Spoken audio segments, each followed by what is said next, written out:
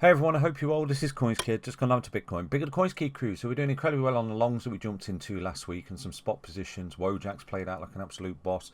ZZZ. I was looking at Ethereum over the weekend as well with you. The bullish divergence right there, so we've had a nice little move. I do anticipate we've got another little leg left before I do entertain a short at this moment. Okay, I know a lot of people jumping into shorts at this point, but I have given an update. There was one trade that I've opened this morning on Wojak. It's a rising wedge. I've posted it in Discord right there. That's currently, fruitful, but we're looking at a bigger macro, not necessarily a macro, just a micro within a bigger move. I'm looking at a wave 2 correction to kick in relatively soon across the board for these altcoins, and especially Ethereum, Bitcoin, and so on and so forth, just to confirm the bottoms basically. That's what I'm looking at. But the bigger macro move that I'm looking at right now is really simple. We've got a rinse repeat here for the S&P 500. Okay, we've got the huge ABC correction before the big move up there. We've got another ABC correction at the moment here for the S&P 500 before the potential move up, where I'm expecting the end of this run, the end of this big cycle. So for those people paying attention, I've been looking at the S&P with you for many years. I will dive into the Bitcoin chart in a moment to show what I'm looking at, but we've absolutely nailed this. Okay, so we've got this overlapping corrective price structure, then we broke out of this resistance channel just there. This is where I did flip incredibly bullish on risk, and I kept reminding you and showing you the S&P 500 chart because it's confluenced my analysis that we would see a run up in Bitcoin, and we got exactly that.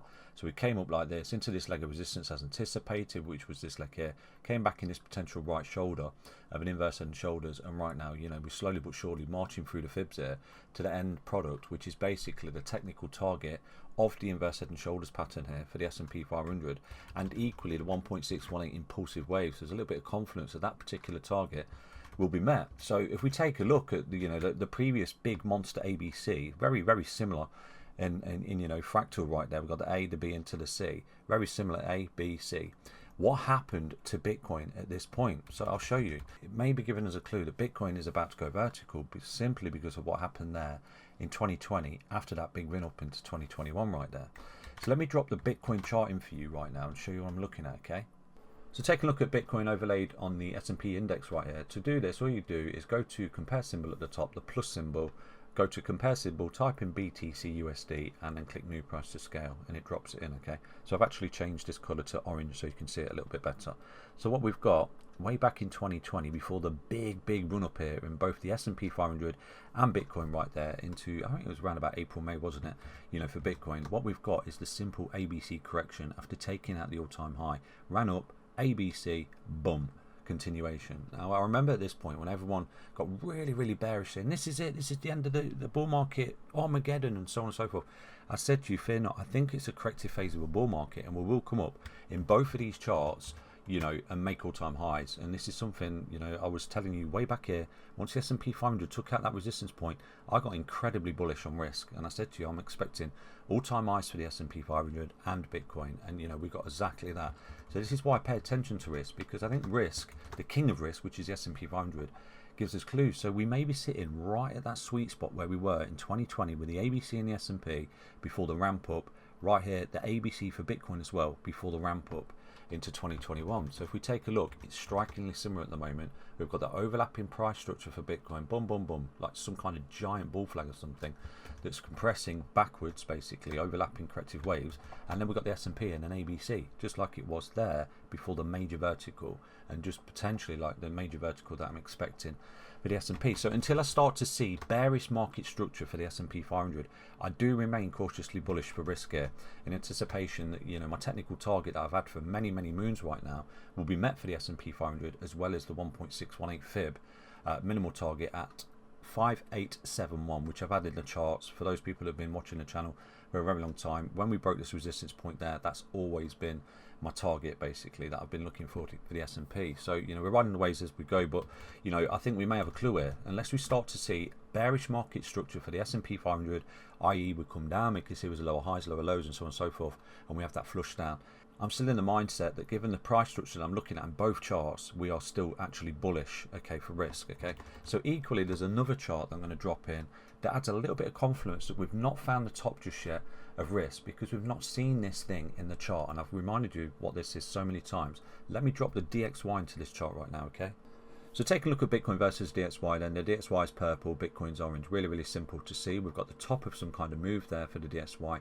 And as it started to come all the way down, you've got Bitcoin going in the other direction. As it starts to come back up, you've got Bitcoin going in the other direction. Really simple, inverse correlation. So as it starts to come down, you've got Bitcoin going in the other direction. As it starts to come back up, the purple line, you've got Bitcoin going in the other direction. So as it starts to come back down, you've got Bitcoin going in the other direction. Really, really simple. So the bigger macro moves are that when the DXY is caught in a downtrend, expect an uptrend in the Bitcoin price action. Really, really simple, and it's something I've been looking at for so many years. On a bigger macro move, we can clearly see it, and this is why at this point as well, we've got the true top, in my opinion, for Bitcoin, which was May of 2021, because down in the DXY was creating that beautiful double bottom with bullish divergence, and then we've got the massive push up, and during this push up here, you can clearly see that Bitcoin come up and made the higher high. But I think, it was a bull trap, and the confluence to that particular analysis is many other charts. Chainlink, XRP, VeChain, we've got the lower high. So we had the A wave down, which began in May of 2021. A wave down, B wave lower high. The DXY is confluence to that particular analysis, the fact that it was coming up in that parabolic growth curve, and then we've got Bitcoin putting the bull trap, okay, and then boom. I think FTX was spoofing the books or whatever, but something was untoward there, and it created that higher high, a bull trap. So we've been caught in a macro correction ever since April 2021. So we've had the A, the B, and the C. So in the whole process, on the orange line, I said to you, I'm looking for a breakdown on the purple line, which is the DXY, which will be confluence of the fact that we've got to flip really bullish on Bitcoin, looking for that, massive impulse to the upside, and it came. We got the breakdown on the orange line just there. Beautiful little move for the DXY, came all the way up in that parabolic growth curve.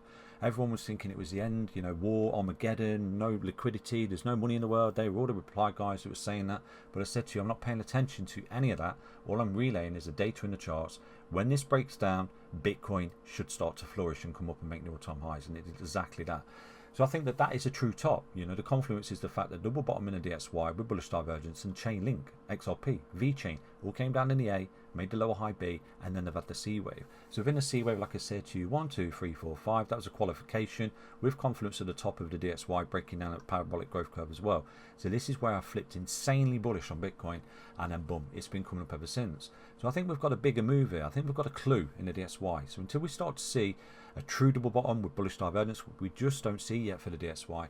I think we've got a clue. We're still caught in this huge macro correction for the DXY. We've had the A wave, the B wave, and right now we're in the C wave coming down to this low here. So until we start to see some kind of double bottom with bullish divergence on the weekly for the DXY, I still think we're in the realms of this, bull market, and we've got clues against the DXY as an inverse correlation. Okay, so obviously if the DXY breaks up and creates this uptrend structure and so on and so forth and starts to break out, then yeah, I would anticipate we are in a world of trouble and we've got clues to a major bear market. But until that day comes, I still think the bigger macro correction here is the fact that that was a parabolic growth curve. It's broke down A, B, and we're in the C wave. Now the C wave should be a very powerful move for risk, okay, which is what I'm anticipating, a blow off top over the next few months leading into next year.